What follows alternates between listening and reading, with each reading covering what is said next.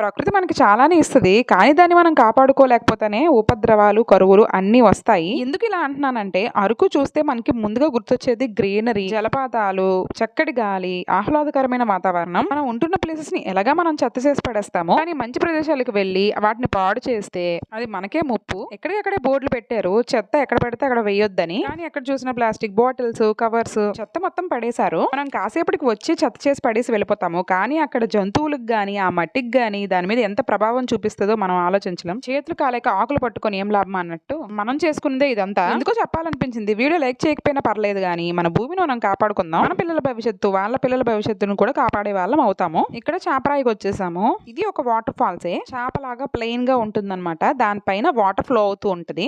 అందుకే దానికి ఈ పేరు పెట్టారేమో. అందరు ఇక్కడ ఇలా జారుతున్నారు. ఏమైతే డేరింగ్ చేయలేదు. ఏ కాలు చేతులు ఇరిగితే మళ్ళీ ఇబ్బంది అని చాపరాయి దగ్గరే అరకు సాంప్రదాయ నృత్యమైన దింసా అని ప్రదర్శిస్తున్నారు. మనము వాళ్ళకి మనీ పే చేసి వాళ్ళతో పాటు డాన్స్ చేయొచ్చు, లేదా డబ్బులు ఇచ్చి వాళ్ళ రెడీ అయ్యి ఫొటోస్ తీసుకోవచ్చు. ప్రతిదానికి ఎంట్రీ టికెట్స్ అయితే ఉన్నాయి. కాసేపు డాన్స్ చూసేసి ఫుడ్ తినేసి రూమ్ కి వచ్చేసాము. నైట్ టైమ్ చాలా అందంగా ఉంది చూసారా. చలి అయితే విపరీతంగా ఉంది. చాలా మంది ఫైర్ క్యాంప్ వేసుకున్నారు. మేము టైర్డ్ అయిపోయి పడుకుండిపోయాం.